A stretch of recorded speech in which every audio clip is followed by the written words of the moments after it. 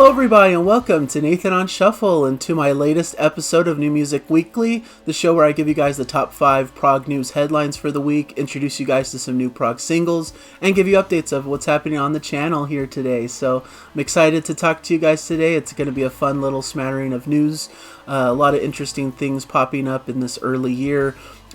So I'm excited to jump into it. There aren't really any new releases to talk about. That's usually how I begin these episodes, but let me know in the comments if there's a new release I maybe have missed. There's a little bit, little obscure releases that interested me as I was listening this morning, but nothing newsworthy that I thought to bring to the show yet, because I'm still discovering and listening to some of these albums that I'll hopefully bring to you later. But some really interesting stuff, but unfortunately no big new prog releases this week that I'm aware of. So moving into headline number 1, Dixie Dregs announced US tour dates with Steve Morse and also featuring Jordan Rudess. Dixie Dregs are a legendary American rock band in the prog realm, instrumental, great music that really captivated a lot of people who are fans of progressive rock. They're hitting the road across the East Coast this spring in April 2024. The lineup is Steve Morse, Andy West, Rod Morgenstein, Alan Sloan, and they're going to be joined by keyboardist Jordan Rudess, of course, of Dream Theater fame. 8 special shows beginning April 18th in Nashville, Tennessee, and concluding on April 27th in Clearwater, Florida. Opening the shows will be the Steve Morse Band with Steve Morse, Dave LaRue, and Van Romain.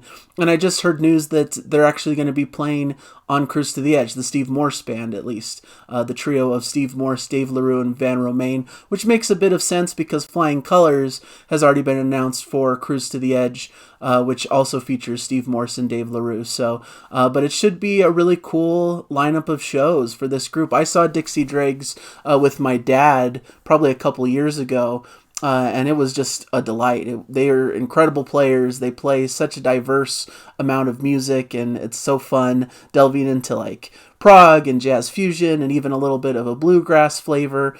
Very American-styled progressive rock that I just really love and adore. Steve Morse has this to say about the show.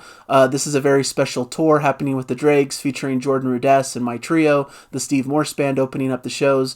We've done one tour long ago with Jordan, and we're thrilled when he was able to take over with Steve Davidowski being already committed to a project. We'll be adding many different tunes than our reunion some years back, so this is the best time to hear the original instrumental rock band in action. So definitely should be something to really look forward to if you're in the area that they're playing in. Should be a lot of fun, and I was really excited to see that, so I had to put it as my top headline. Item number 2, something I'm personally excited about, a band that I just absolutely adore. Jim Godfrey updates on new Frost album, Life in the Wires. They announced the name of this album late last year, I believe, that this was going to be coming up this year, and probably an Inside Out release.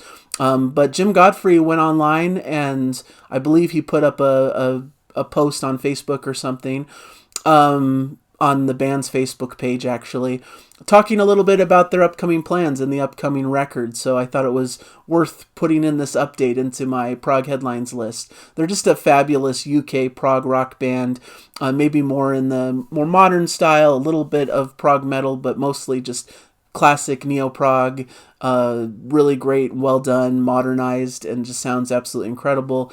So it's exciting to see that this new album's coming, and it seems like it's going to be a lengthy one because they've teased that they have about 80 minutes of music that they're working on. So raises the question if it could end up being a double album, a big sprawling work for them. Their previous albums haven't been quite that lengthy, probably somewhere between like the 40 and 60 minute mark, I would imagine, but should be cool to see them have all this new material that they're excited about. This will be their 5th album. Like I said, the title will be Life in the Wires, and it's going to feature Nathan King, John Mitchell, and Craig Blundell alongside Jim Godfrey, of course, so a great lineup. They're also confirming the upcoming digital release for both Island Live, which completely sold out apparently in their Blu-ray format, and the live film Falling Satellite, recorded on their 2016 tour following their album Falling Satellites. So really cool to see that they're working hard on a new album, and it'll be cool to see when that comes out this year.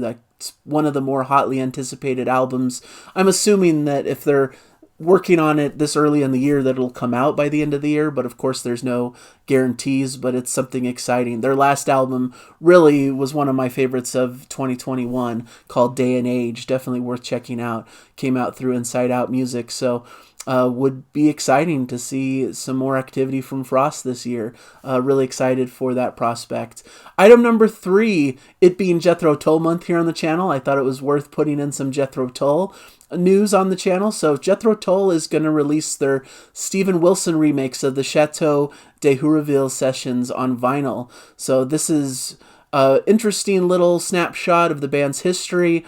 I think it was recorded around the time of a Passion play. It's like a little bit of what they nicknamed the disaster sessions, that were beset with tons of problems when they were going to record back in the summer of 1972 at the famous French recording studio where the likes of David Bowie, Elton John, Pink Floyd, and Cat Stevens had recorded.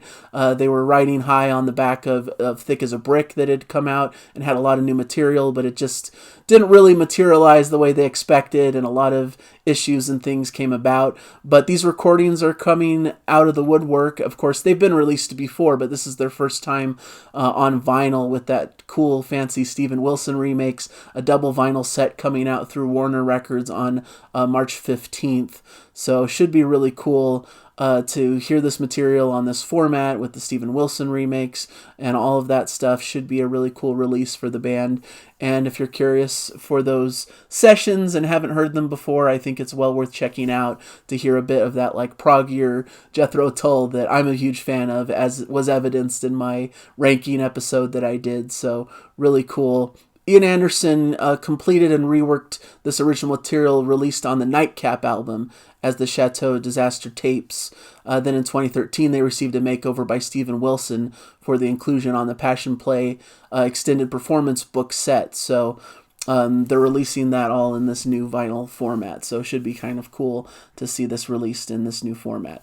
Number 4, Between the Buried and Me have announced the Colors Experience Tour. Between the Buried and Me are a heavy progressive metal band, and they have several albums to their name. 2 of their most notable are the Colors albums. There's Colors in from 2007, and then they had their follow-up in 2021, Colors 2. So they're going to be doing 2 shows in each of their cities that they're playing in.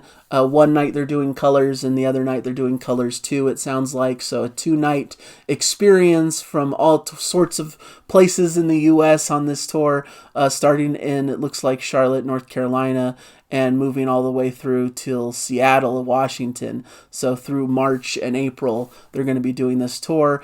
Looks like they're going to have support from the Acacia Strain, which will perform 2023's Step Into the Light on night 1, along with select tracks from 2004's 3750 and 2014's Coma Witch, while night 2 will see the group perform 2023's Failure Will Follow, along with the 3750 track Car Bomb. So the support act is also doing 2 different sets for the 2 nights. So should be a cool experience. So this band is one that I always want to love, but those heavy, aggressive, growling vocals are always hard for me to get into.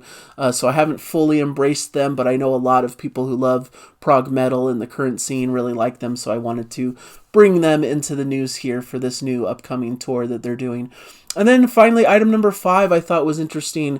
Maybe more of an obscure prog band, but Ring Van Mobius decide they're going to call it a day after their next album. This is a Norwegian retro prog rock group, really fantastic. Delve back into the old style, maybe a bit of like Emerson, Lake and Palmer type energy to them. A lot of emphasis on like vintage keyboards and things. They had a release last year called Commission Works Part 2, 6 Drops of Poison, which was a really interesting release because it was music that they were commissioned to work on for some other art project, a movie or something of that sort, a stage show. I can't remember the exact details.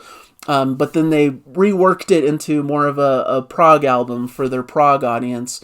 And it was a really interesting release last year that a lot of people really loved. I struggled to get into it, to be honest, so that's why it didn't really make a lot of my year-end lists and things like that. But I heard a lot of cool stuff on it. I think they're a super talented group, but it seems like they're basically calling it off. You know, they're going to be disbanding as a group after their next album comes out. They're currently working on a new concept album, which they're expecting to close out their career. So should be something to look forward to as kind of a swan song for the group. Maybe that'll mean they'll really beef it up and make it epic and something to really go out on a high note. So another hotly anticipated new album that could possibly come out by the end of the year, but also bittersweet because it means the band's calling it a day and not going to continue forward after this album. So should be interesting to check that out. And then some excellent prog singles today. I really am excited to talk through these. These are actually like more news to talk through as well. So the first prog single on the list is Big Big Train's Miramar. Just a fantastic track. Love this. This is from their upcoming studio album, The Likes of Us, which comes out March 1st.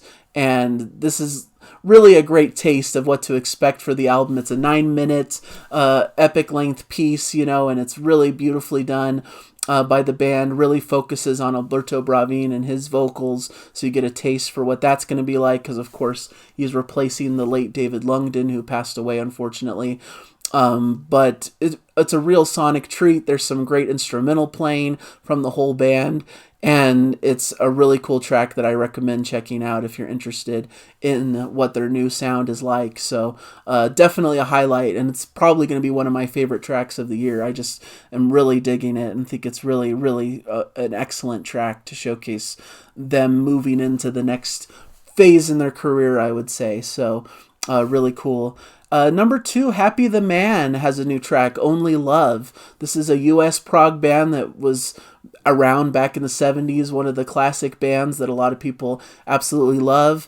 It sounds like they decided to come back together because of the passing of their former bandmate Frank Wyatt, who passed away January 10th last year. So this catapulted the band to want to reunite and to make more music together after that happened. So interesting to hear their new single, Only Love, and it seems like they're working on new material for a new album, so it should be interesting to see how that goes.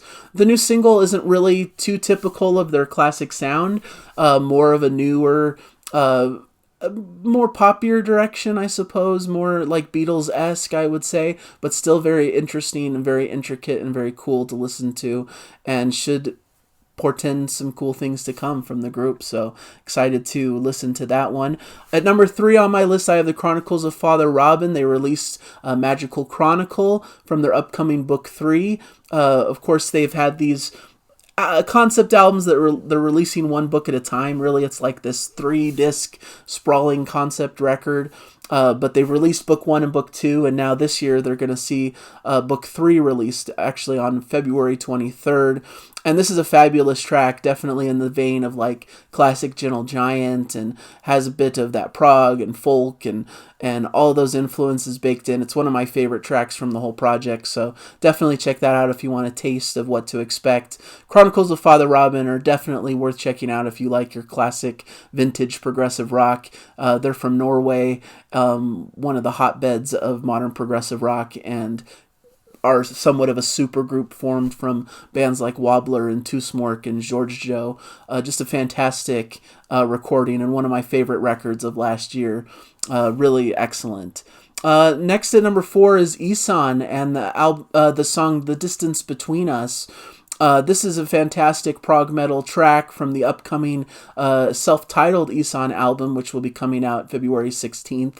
Of course, fair warning, there's a little bit of those growling, heavier vocals, but by and large, I wasn't too bothered by it. I thought it fit the song well, and there's a lot to enjoy here for fans of like Opeth and Porcupine Tree, Devin Townsend perhaps, things of that ilk. You'll pretty much enjoy this, and it's a big, major prog metal release that's coming not too long from now. And then Matt Page has a new track called The Turning. This is track 1 from his solo album, Apocalypse Garden. Matt Page is a member of the band Dream the Electric Sleep, which was one of my favorite releases. Their release last year was one of my favorites of the year. American Mystic, I thought was fantastic. So, and this new track sounds just in line with what American Mystic did so well. So really recommended. Great melodic rock with a little bit of prog touchstones in it, and a little bit of a bonus track. I also really liked a band called Lesueur and their track Push Back the Horizon. This is a prog quintet. This is the title track of their upcoming 6th album, Push Back the Horizon, obviously. They had a big, epic 20-minute track that they released back in 2022 called Babel. So that was on their album Mosaic. And so, or maybe that was after the release of Mosaic in 2020. So that was a separate track in 2022 called Babel. But now we see them continue forward with some really interesting, adventurous, progressive rock that sounds really great. So I wanted to make sure to include that in the singles list. So check out those singles. I have links in the description to all the YouTube videos for these singles, and they're well worth checking out if you're interested in modern progressive rock. So that's what I do here. So hopefully you guys enjoyed the news. I thought it was a pretty cool smattering of different things, pretty diverse list of different kinds of progressive rock music. On the channel, I've had a lot of fun this week. I did a review of the new Neil Morse album, Restoration Joseph Part 2, which I absolutely adore and love. I feel like it's a return to form for Neil. I was worried it was going to be more in the musical theater type vein, but there's definitely lots of traditional prog rock that Neil's known for, some cool varied interests, some great singers and guest musicians that come and really beef this up into a very special project. Taken together with Joseph Part 1 is just really a great experience for those who are just fans of Neil Morse like me. So definitely check that out, a must listen for fans of Neil Morse and modern symphonic prog.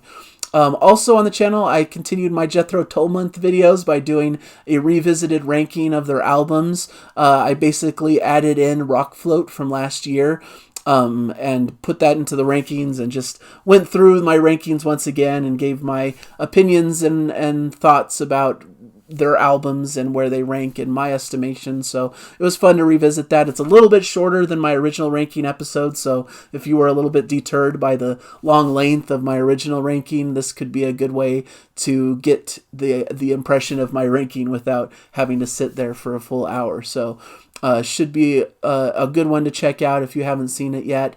And I'm continuing Jethro Tull month forward. Next week, hopefully, Jana's going to join me as we're going to dive deeper into one particular album in their catalog, one that I think is a good entry point for the band, and thus a good entry point for Jana to get to hear the album. We're not going to do a full album listen on the channel like we do in our Prog Song Sunday Jana Reacts types episodes. We're more just going to have a discussion after having heard it off camera. So that should be a lot of fun, kind of replacing our Classic Albums 101 that we did last year. I'm also going to be doing a review of the new Caligula's Horse album, which comes out next week. This is called Charcoal Grace. I'm excited to get into it. Just really excellent progressive metal that I think is well worth checking out for anyone who's a fan of the genre.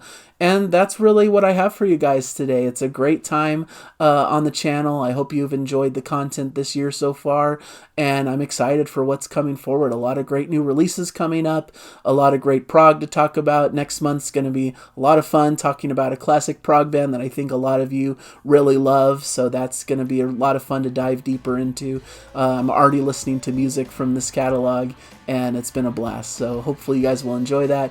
And I hope you guys are enjoying everything that you're listening to out there, whatever you're discovering in your own places, your own, websites or streaming services or wherever you gather your music and information. Hope you're having a good time out there, and please share it in the comments. I'm always happy to see new recommendations and news items that I missed from the week. So thank you guys so much, and just enjoy the music, everybody.